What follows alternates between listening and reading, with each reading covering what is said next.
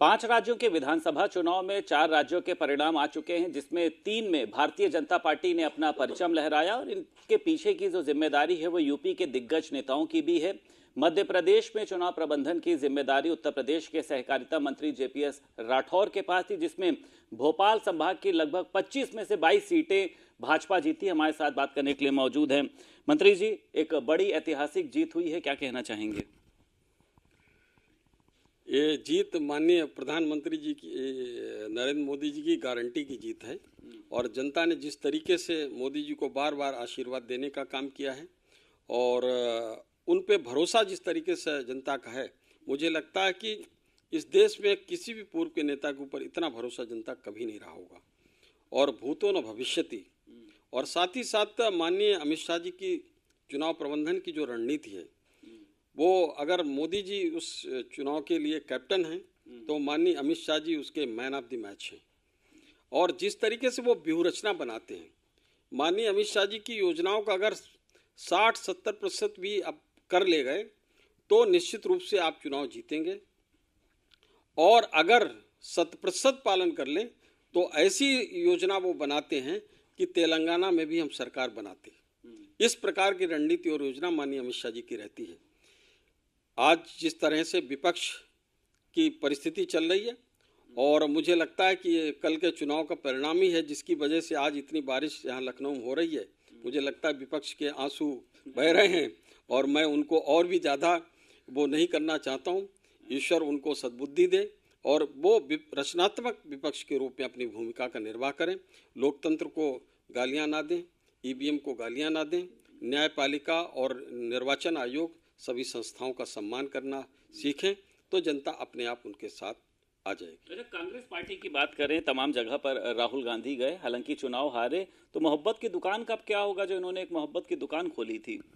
देखिए, मोहब्बत की दुकान का माल तो उनका बिका नहीं, तो क्योंकि सबको पता है कि राहुल गांधी जी दुकान का नाम तो मोहब्बत की दुकान है, लेकिन वहाँ पर सबसे ज़्यादा नफरत और विषैली चीज़ें हैं जिनमें जहर भरा हुआ है। ऐसी चीज़ें वो उस मोहब्बत की दुकान बेचना चाहते हैं। जिस तरीके से जब चुनाव आएगा तो कुर्ता पहनेंगे, त्रिपुंड लगाएंगे और कुर्ते के ऊपर तिलक, वो जनेऊ पहनकर मंदिर मंदिर दर्शन करेंगे दोनों भाई बहन। आपको लगता है चुनावी नेता हैं ये लोग, मतलब चुनावी जो है धार्मिक स्थलों पर जाते हैं और इस तरीके से अपना वेशभूषा तय करते हैं? बिल्कुल पूरी तरीके से। आप देखिए ना, जब जब चुनाव आएंगे तब मत्था टेकने जाएंगे मंदिर मंदिर, तब जनेऊ धारण करेंगे, तब त्रिपुंड लगाएंगे और जिससे ही चुनाव बीता नहीं फिर वो अपनी फार्म में आ जाते हैं। तो मुंह में राम बगल में छुरी, यह नहीं चलेगा। लाल डायरी खोलने की बात जो है वो आपने भी कही थी कि अगर हमारी सरकार बनती है तो लाल डायरी खोली जाएगी। जो वहां पर कह सकते हैं वो चाहे गुंडे हों या उसमें लिप्त हों, सबको अब जेल भेजा जाएगा। अरे निश्चित रूप से हमारी सरकार में कौन बचा है? जो चाहे पर केंद्र में हो, सरकार के उत्तर प्रदेश में हो, वो लाल डायरी भी खुलेगी, उसके सभी काले कारनामे खोले जाएंगे और जो काली करतूतों में शामिल होंगे उनके खिलाफ कार्रवाई की जाएगी। अच्छा, अजय राय ने जिस तरीके से कांग्रेस के प्रदेश अध्यक्ष हैं पीएम मोदी को लेकर टिप्पणी करना, तमाम लोगों को कुछ ना कुछ कहते रहते हैं। वो ये कह रहे हैं कि जो सपा और बीएसपी जो है वो भारतीय जनता पार्टी की बी टीम में काम कर रही थी, इसलिए कांग्रेस पार्टी चुनाव हारी है। देखिए, ऐसा है कि आदरणीय अजय राय जी पूर्व में भी किस प्रकार से वक्तव्य माननीय प्रधानमंत्री नरेंद्र मोदी जी के लिए दे चुके हैं, योगी जी के लिए दे चुके हैं। आप सब लोग उनको जानते हैं कि कितने संस्कारित बयान उनके होते हैं और मैं केवल उनके बारे में इतना कहना चाहता हूँ, 2024 के बाद आप देख लीजिएगा कि भारतीय जनता पार्टी 80 लोकसभा सीट जीतेगी। और पिछली बार हमने कांग्रेस से अमेठी सीट छीनी थी, इस बार हम रायबरेली भी सीट छीनेंगे और उसके बाद अजय राय जी का नाम पराजय राय हो जाएगा। अच्छा, विपक्षी गठबंधन की बहुत बात करता था, इंडिया गठबंधन है, पीडीए का फॉर्मूला जो है वो काम नहीं आया। अखिलेश यादव तो अपनी जमानत तक जब्त करा बैठे हैं वहां पर। अब ये पोस्टर लगे हैं, समाजवादी पीडीए पोस्टर लगाए गए हैं और वो लिखा रखी, पहले था कि लिखते थे इंडिया गठबंधन हराएगा एनडीए को, अब लिख रहे हैं कि पीडीए गठबंधन जो है वो टूट गया अभी से। तो टूट ही गया है और 2024 चुनाव तक आप देखिएगा पीडीए का पी गायब हो जाएगा, पिछड़ा उनसे अलग हो जाएगा और डी का दलित भी उनसे अलग हो जाएगा। केवल ए बचेगा और उसके सहारे वो चुनाव लड़ेंगे। हश्र सबको पता है क्या होने वाला है। अच्छा, एक आखिरी सवाल है मंत्री जी। संजय राउत ने कहा है 4 राज्यों के विधानसभा चुनाव पर कि एक जो चुनाव है बैलेट पेपर से करा के देख लिया जाए, लोगों को संतोष मिलेगा। मतलब जहां चुनाव जीतते हैं तो वहां पर ईवीएम में दिक्कत नहीं, बैलेट पेपर में दिक्कत नहीं, चुनाव हार जाते हैं तो तमाम तरीके के सवाल।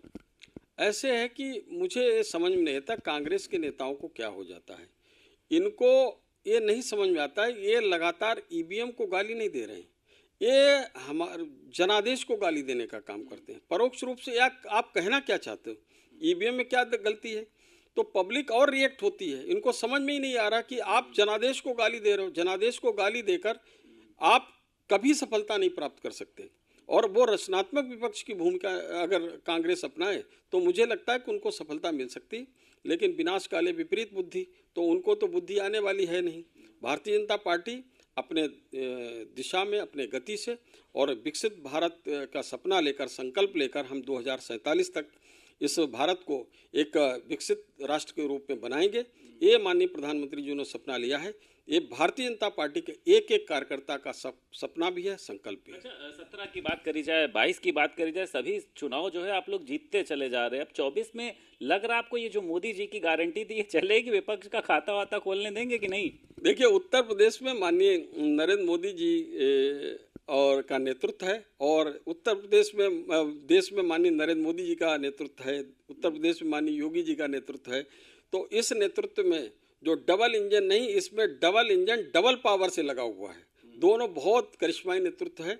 इसके दम पर हम उत्तर प्रदेश की 80 की 80 लोकसभा सीट जीतेंगे, इसमें कोई संदेह नहीं है। बहुत शुक्रिया बात करने के लिए। उत्तर प्रदेश सरकार में सहकारिता मंत्री जेपीएस राठौर है, जिनके भोपाल संभाग की लगभग 25 विधानसभा सीटों में से 22 पर भारतीय जनता पार्टी ने कमल खिलाया है। लखनऊ से वीडियो जर्नलिस्ट अम्बरीश के साथ संदीप खेर, भारत समाचार।